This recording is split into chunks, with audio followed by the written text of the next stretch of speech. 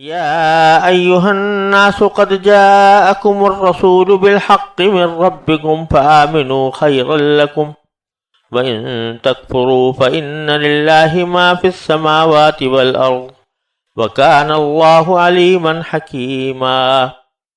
يا أهل الكتاب لا تغلوا في دينكم ولا تقولوا على الله إلا الحق إنما المسيح عيسى ابن مريم رسول الله وكلمته ألقاها إلى مريم وروح منه فآمنوا بالله ورسله ولا تقولوا ثلاثة انتهوا خيرا لكم إنما الله إله واحد سبحانه أن يكون له ولد له ما في السماوات وما في الأرض وكفى بالله وكيلا.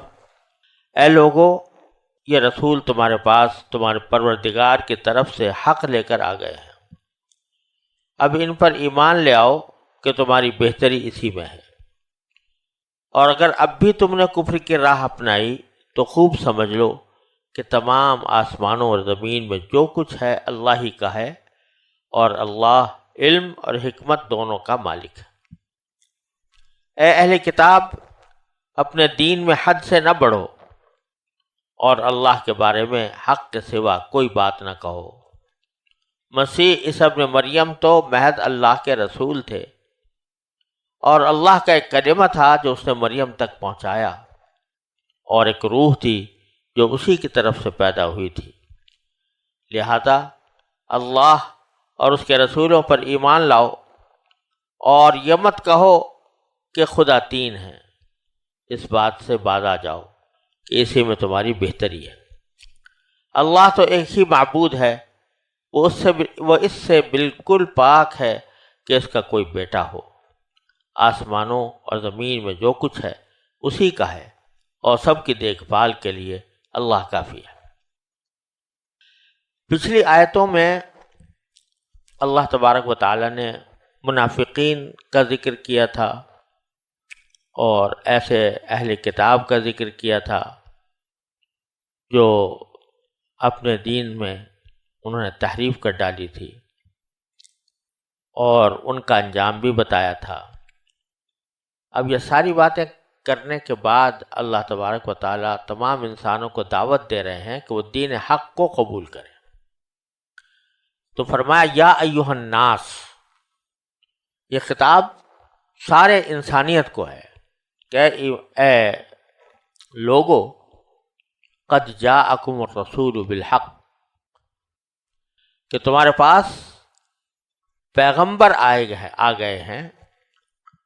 اور پیغمبر سے یہاں مراد حضور نبی کریم سرورت عالم سیدنا محمد المصطفیٰ صلی اللہ علیہ وسلم ہے. وہ تشریف لے آئے ہیں، حق بات لے کر آئے ہیں. من ربکم، تمہارے پروردگار کی طرف سے حق بات لے کر آئے. فآمنوا، لہذا ایمان لاؤ. خیر لکم، یہی تمہارے لیے بہتری کا راستہ ہے. اور اگر تم نے اس کے برعکس کفر کا رویہ اختیار کیا، چنانچہ فرمایا وَإِن تَكْفُرُوا، اگر تم نے کفر کے راہ اپنائی تو پھر تم اللہ تعالیٰ کو کوئی نقصان نہیں پہنچا سکتے. اللہ تعالیٰ اس بات سے بے نیاز ہے کہ کوئی اس پر ایمان لاتا ہے یا انکار کرتا ہے، اس کے بھیجے ہوئے دین کی پیروی کرتا ہے یا اس سے فرار اختیار کرتا ہے، کیونکہ اللہ تعالیٰ کے لیے ہے جو کچھ آسمانوں میں ہے اور زمین میں ہے. فَإِنَّ لِلَّهِ مَا فِي السَّمَاوَاتِ وَالْأَرْضِ، زمین و آسمان کی تمام مخلوقات اسی کی ملک ہیں، اس کی پیدا کی ہوئی بھی ہیں اور اس کی ملک بھی ہیں. تو اسے کسی کی حاجت نہیں ہے، کسی کے ماننے کی نہ ماننے کی حاجت نہیں ہے. اس طرح اشارہ ہے کہ اصل میں اگر دیکھو تو پوری کائنات میں اگر انسان کی حیثیت دیکھی جائے پوری کائنات میں، تو پوری کائنات کا وہ کروڑواں حصہ بھی نہیں ہے. ساری آسمان، زمین، سیارے، ستارے، سمندر کی مخلوقات، جانور، ان سب کو اگر شمار کرو تو انسان کی حیثیت اس میں کتنی ہے؟ اس چاند کی اس کی کوئی نسبت ہی نہیں ہے، کروڑوں درجے بھی نسبت نہیں، کروڑواں درجہ بھی نہیں پہنچتا۔ تو اگر یہ سارے انسان مل کر بھی اللہ تعالیٰ کے باغی ہو جائیں، اعوذ باللہ، سب اللہ تعالیٰ کے باغی ہو جائیں، پوری کائنات تو اس کی تسبیح کے زمزمے گا رہی ہے۔ وَإِن مِّن شَيْءٍ إِلَّا يُسَبِّحُ بِحَمْدِهِ وَلَٰكِن لَّا تَفْقَهُونَ تَسْبِيحَهُ۔ تو اشارہ اس طرف ہے کہ تمہارے ماننے نہ ماننے سے کیا فرق پڑتا ہے اللہ تعالیٰ کی، اس کے جمال میں، اس کے کمال میں، اس کی کبریائی میں، اس کی عظمت میں کوئی کمی واقع نہیں ہوتی، ذرہ برابر کمی نہیں ہوتی اگر تم اس کے نافرمان بنو یا اس سے کفر اختیار کرو۔ وَإِن تَكْفُرُوا فَإِنَّ لِلَّهِ مَا فِي السَّمَاوَاتِ وَالْأَرْضِ۔ اور پھر یہ کہ ایسا نہیں ہے کہ تم اپنے کفر کو اس سے چھپا سکو گے۔ کان اللہ علیما، اللہ تعالیٰ خوب جانتا ہے، تمہارے ایک ایک عمل کو جانتا ہے، تمہارے ایک ایک عقیدے کو جانتا ہے، تمہارے دل میں جو باتیں گزرتی ہیں ان کو جانتا ہے، علیم بذات الصدور ہے، تو لہذا تم اس سے چھپ نہیں سکتے۔ البتہ وہ اس دنیا کے اندر تمہیں فوراً اپنی پکڑ میں نہیں لیتا، اگر تم ہو سکتا ہے بعد آ جاؤ کسی وقت، تو اس واسطے اکٹھا اس وقت پکڑ میں نہیں لیتا، لیکن ایک وقت آئے گا کہ وہ پکڑ میں لے گا۔ تو یہ اس کی حکمت کا تقاضا ہے کہ کس کو کس وقت پکڑ میں لے۔ تو کان اللہ علیماً حکیما۔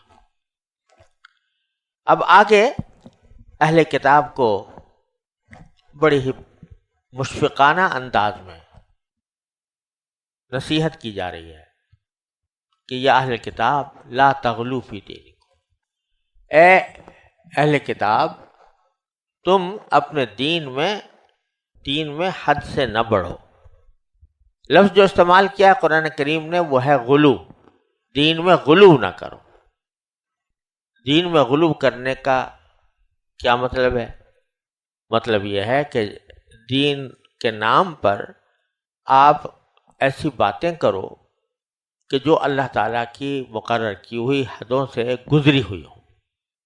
اب اہل کتاب خاص طور پر عیسائیوں کا معاملہ یہ تھا کہ انہوں نے غلو کیسے کیا کہ حضرت عیسیٰ علیہ السلام ان کے درمیان مبعوث فرمائے گئے، انجیل ان کو عطا کی گئی، تو بے شک حضرت عیسیٰ علیہ السلام بڑے زبردست برگزیدہ پیغمبر تھے، اور اللہ تعالیٰ نے ان کو خصوصی معجزات سے نوازا تھا کہ وہ مردے کو زندہ کرنے کی اللہ تعالیٰ کے حکم سے وہ یہ کام کر لیتے تھے، مادر ذات نابینا کو اللہ تعالیٰ کے حکم سے شفا ہو جاتی تھی ان کے ہاتھوں سے۔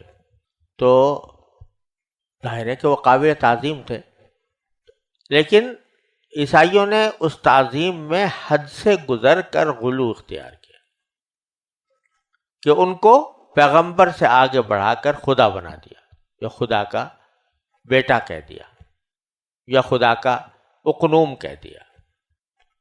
تو یہ غلو تھا جو نصارہ کے ہاں پایا گیا۔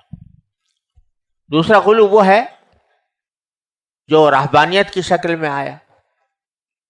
اللہ تبارک و تعالیٰ نے یہ بے شک کہا تھا کہ بھئی دنیا جو ہے آخرت کے مقابلے میں بہت حقیر چیز ہے، لیکن یہ نہیں کہا تھا کہ دنیا کی ہر خواہش کو، ہر لذت کو، ہر چیز کو چھوڑ بیٹھو، لیکن انہوں نے رہبانیت اختیار کی۔ وَرَهْبَانِيَّةً ابْتَدَعُوهَا مَا كَتَبَ اللَّهُ مَا كَتَبْنَا عَلَيْهِمْ إِلَّا ابْتِغَاءَ رِضْوَانِ اللَّهِ۔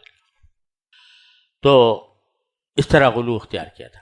تو یہاں ان کو نصیحت کی جا رہی ہے کہ بھئی یہ بڑی اچھی بات ہے کہ تم حضرت علیہ السلام پر ایمان لائے، یہودی تو محروم رہے حضرت عیسیٰ علیہ السلام پر ایمان لانے میں، تمہیں اللہ تعالیٰ نے توفیق دی، تم حضرت عیسیٰ علیہ السلام پر ایمان لے آئے، لیکن آگے بڑھ کر تم نے غلو اختیار کر لیا، تو اب اس غلو کو چھوڑ دو تو بس اچھی اچھی بات رہ جائے گی۔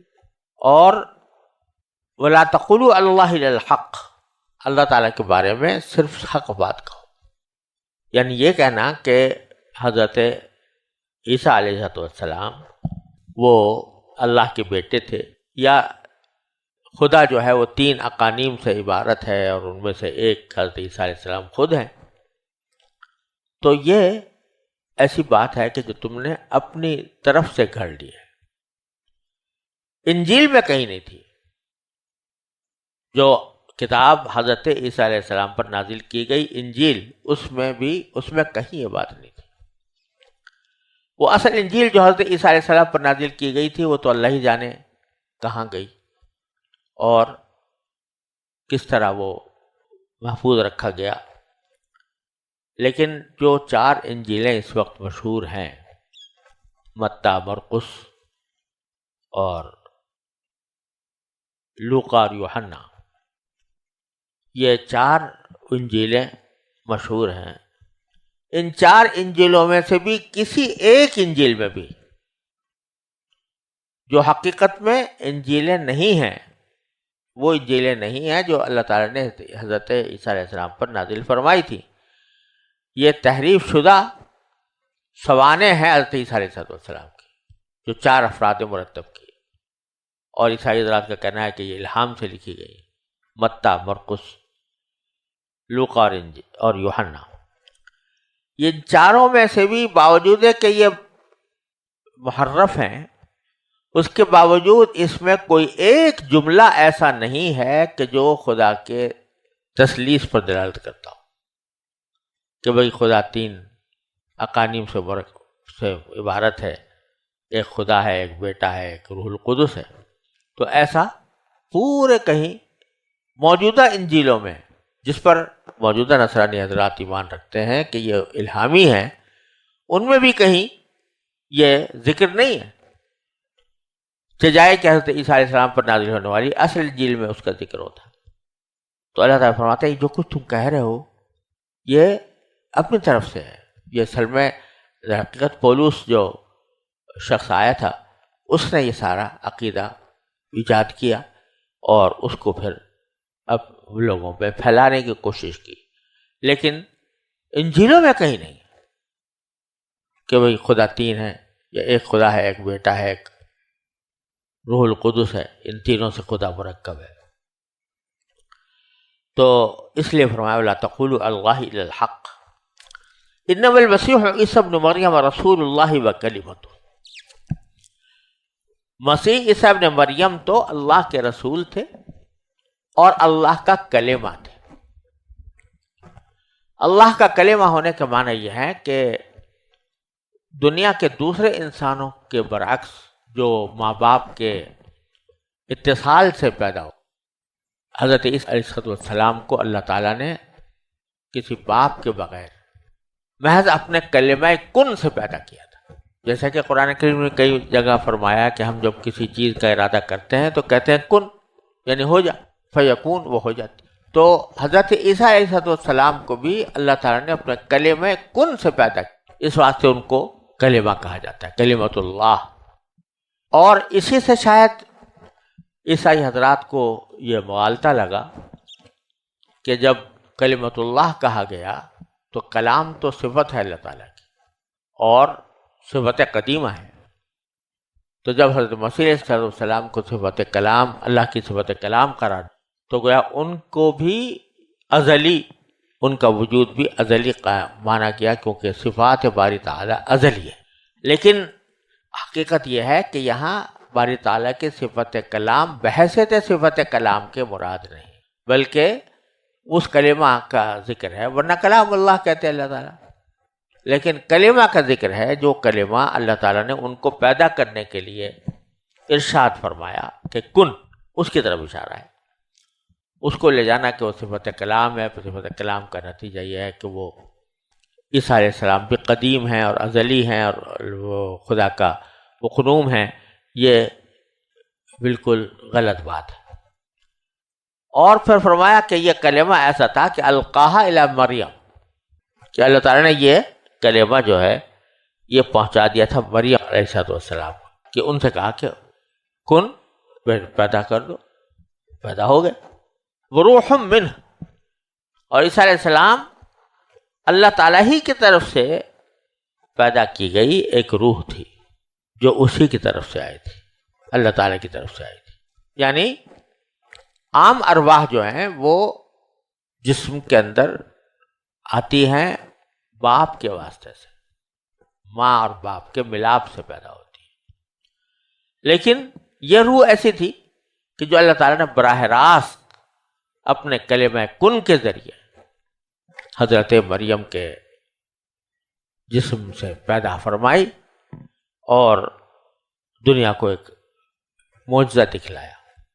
فآمنوا باللہ ورسولہ، لہذا اللہ پر بھی ایمان لاؤ اور اس کے رسولوں پر بھی ایمان لاؤ.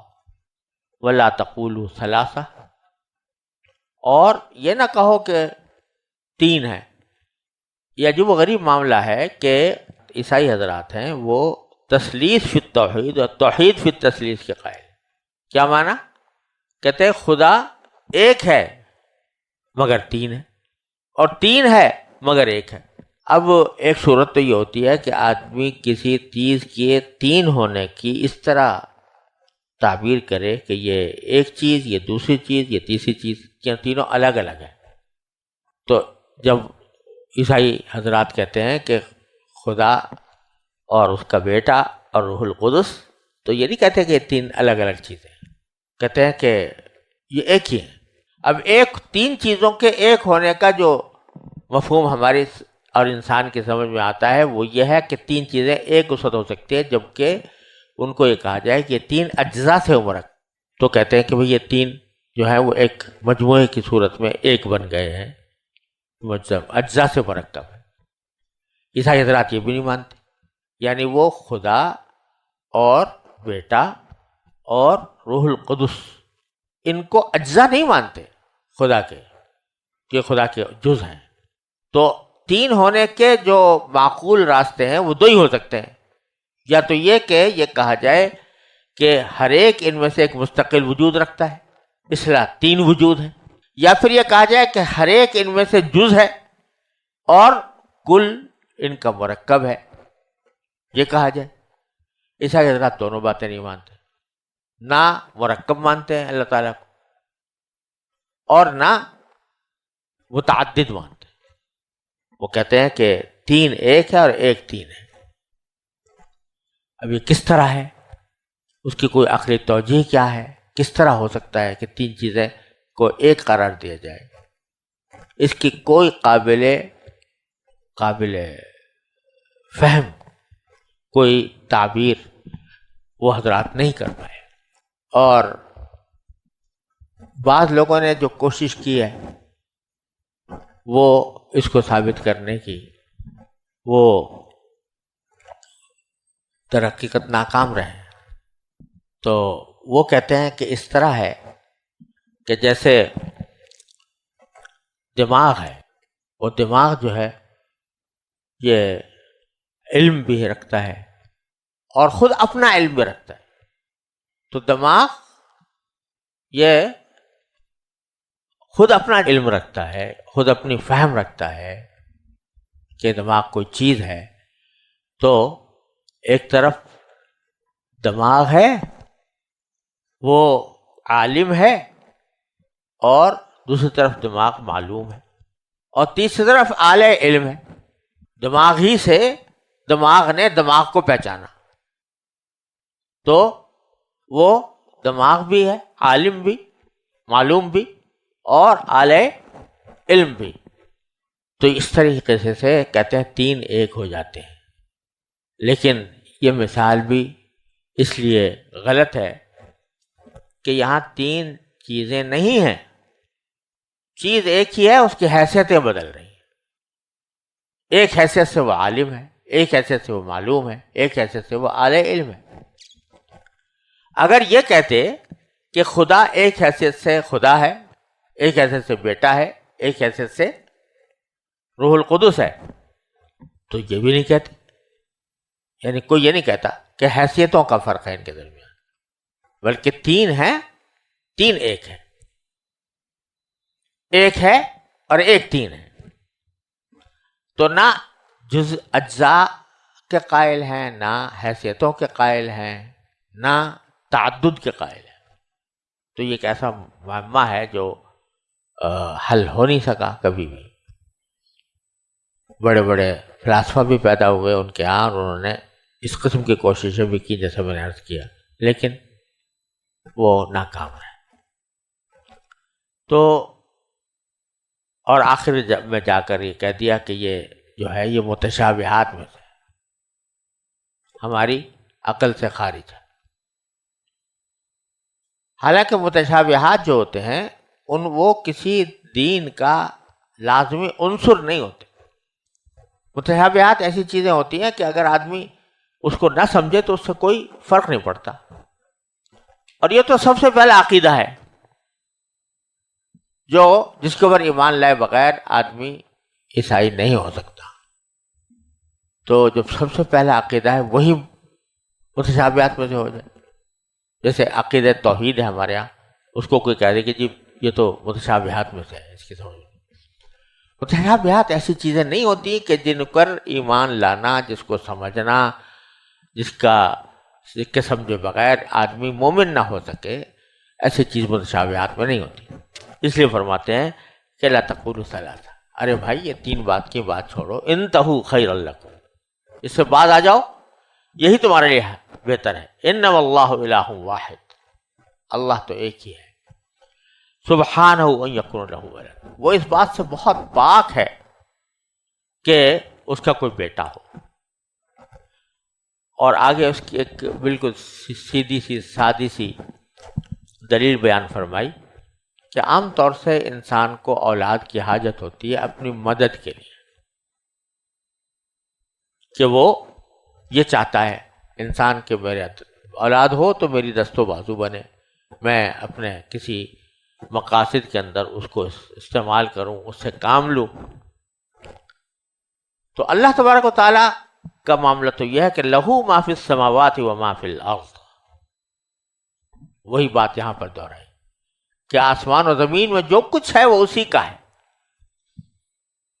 تو پھر اللہ تبارک و تعالیٰ کو کسی مدد کی حاجت نہیں کہ اس کو اولاد کی ضرورت ہو. وَكَفَى بِاللَّهِ وَكِيلًا، اور سب کی دیکھ بھال کے لیے اللہ کافی ہے. تو جب وہ خود کافی ہے تو اپنے امور سلطنت کو انجام دینے کے لیے اسے کسی معاون کی ضرورت نہیں، کسی مددگار کی ضرورت نہیں، کسی وکیل کی ضرورت نہیں. تو اللہ تعالیٰ خود کام کرنے والا ہے. لہذا اس کا بیٹا ہونا یہ کوئی تصور سے باہر بات ہے، عقل کے خلاف ہے یہ بات کہ جو کائنات کا مالک ہو، خالق ہو، اس کو بیٹے کی ضرورت پڑے. لہذا اس سے بعد آ جاؤ.